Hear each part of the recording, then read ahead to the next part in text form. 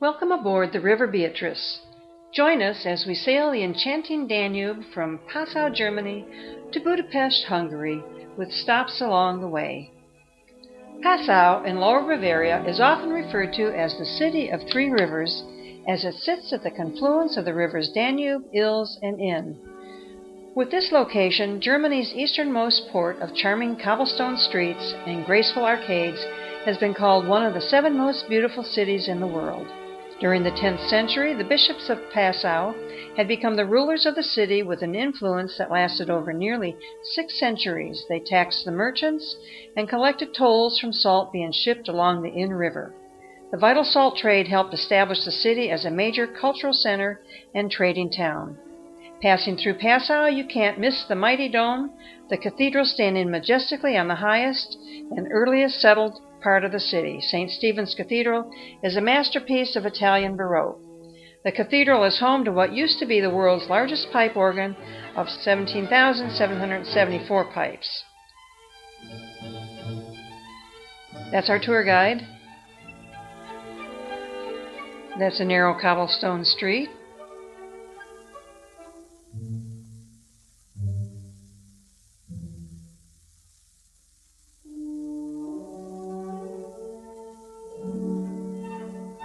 And a beautiful city park along the Inn River.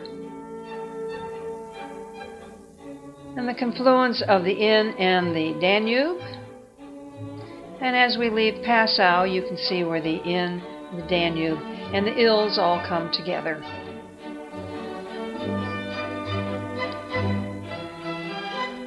And we say goodbye to Passau as we sail down the Danube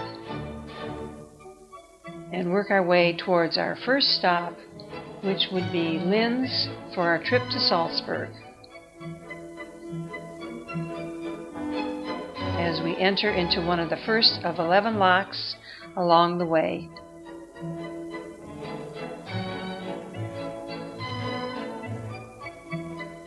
Here we leave the lock, and later on in the evening we arrive at Linz. As we arrive in the city of Linz, we view the Kunstmuseum on one side of the river and the Science and Technology Center on the other. Linz is the 3rd largest city in Austria and is well known as a center for trade and industry.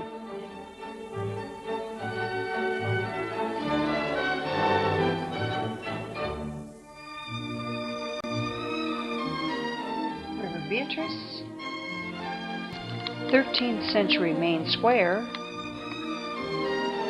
and from Linz we take a bus on out to Salzburg, and here we see the gardens of the Mirabell Palace.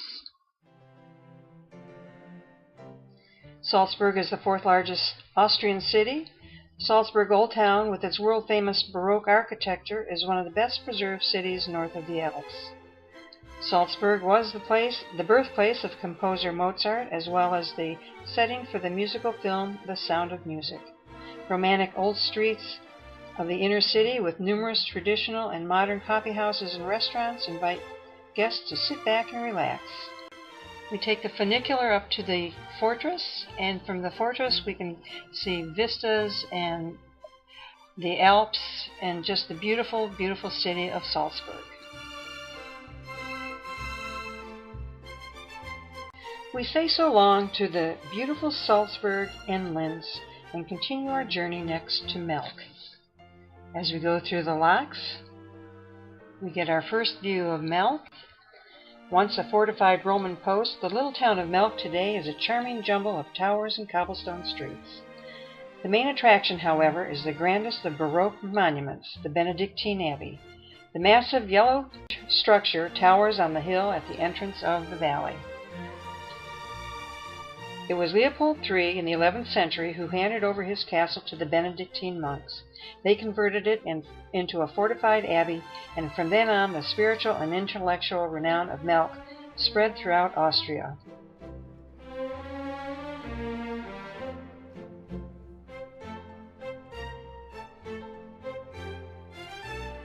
Our stay in Melk is not lengthy, and we are again sailing the Danube River through the beautiful vineyards of the Wachau Valley, to the small village of Dürnstein.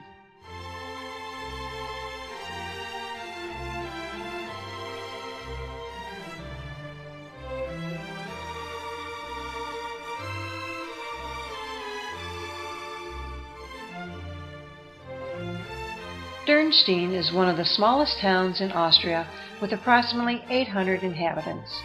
It is one of the most picturesque and one of the most visited tourist destinations in the region. It is also a well-known wine-growing area. Crowned by the ruins of a fortress and still encircled by its walls, the little town sits on a rocky ridge overlooking the picturesque Danube. We continue through the Wachau to Vienna. Known for the Lipizzaner stallions, the city has well over 1 million inhabitants.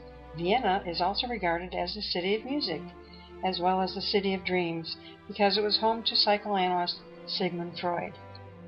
The historic center of Vienna is rich in architectural ensembles to include Baroque castles and gardens.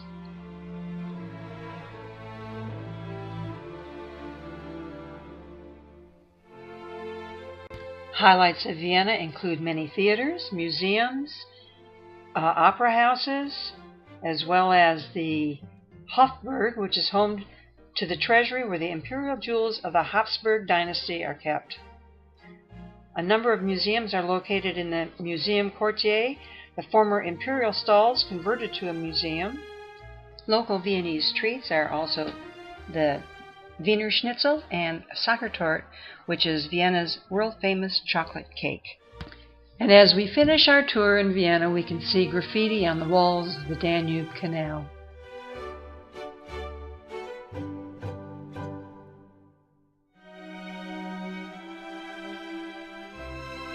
And on sunrise, we make our departure from Vienna, continue on our journey. We leave Vienna and travel by bus to Bratislava.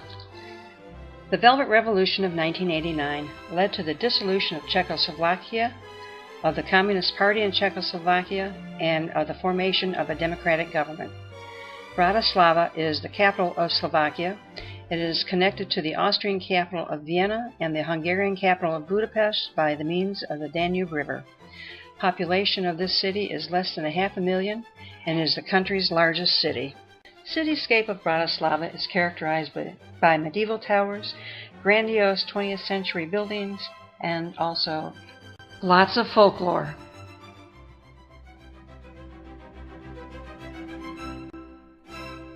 And fish. The next stop on our cruise is Budapest, the capital city of Hungary. At one time, Budapest was 3 cities, Buda and Óbuda on the western bank, with Pest on the eastern bank. Pest today is a commercial, financial, and governmental center of the country. Matthias Church took over 50 years to complete.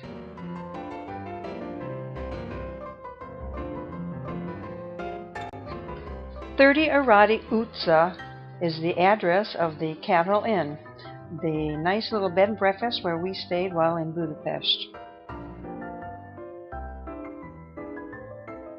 House of Terror. This building is witness to some of the darkest days of Hungarian history.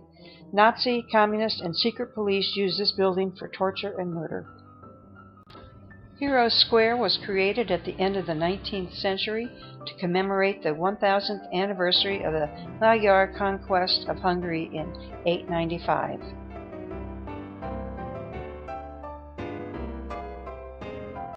Vajdahunyadvar. Chain Bridge. A view of Pest from the Buda or Castle Hill side of the Danube River.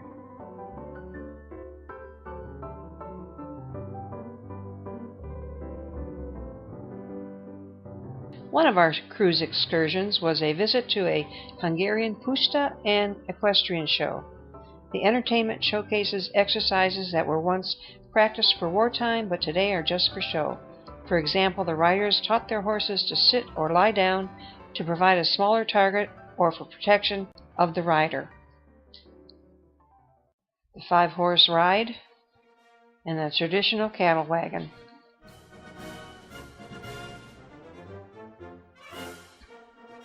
Nighttime views of the Danube and the city.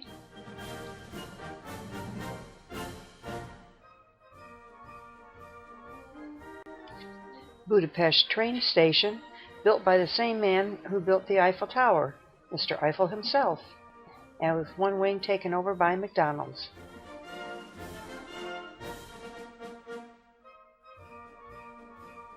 A memorial to Ronald Reagan.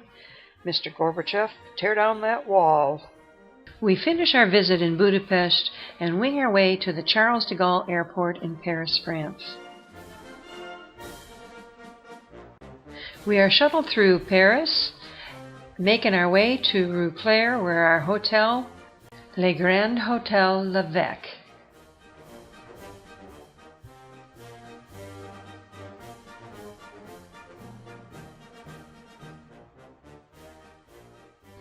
Our first excursion was to hunt down the Eiffel Tower, and find it we did.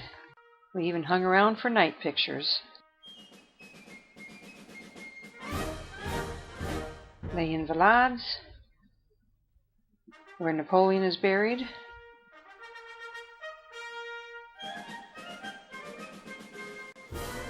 Bridge to Ile Saint Louis and the Notre Dame Cathedral of Paris.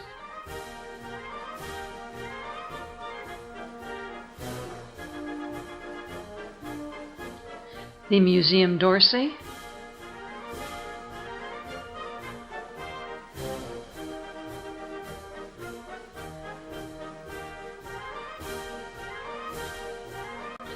the Museum Louvre,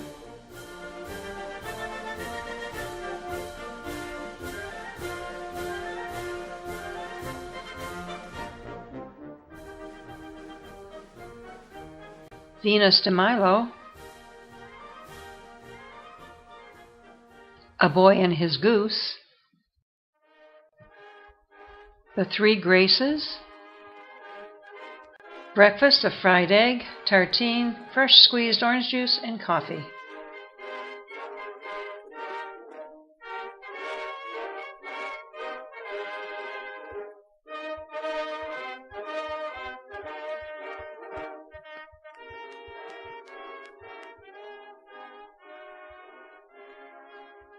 The Orange Museum and a view of the Seine.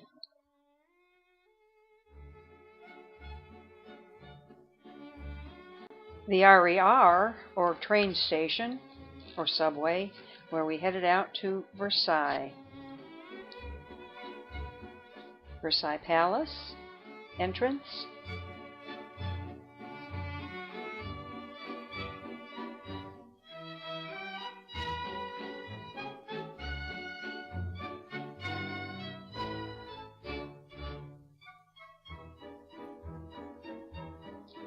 Hall of Mirrors,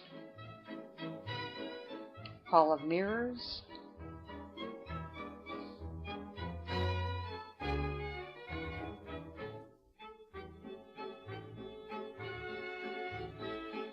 a view of the grounds, and this is the Arc de Triomphe with vistas of the city.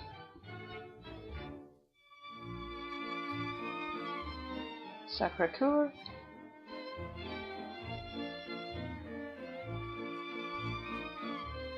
again the Eiffel Tower, and the Grand Arch of Defense.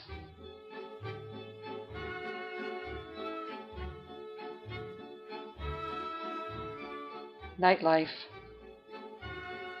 This concludes our tour, so I will say Vive Schlatt, Auf Wiedersehen, Au revoir, and goodbye, and thank you for watching.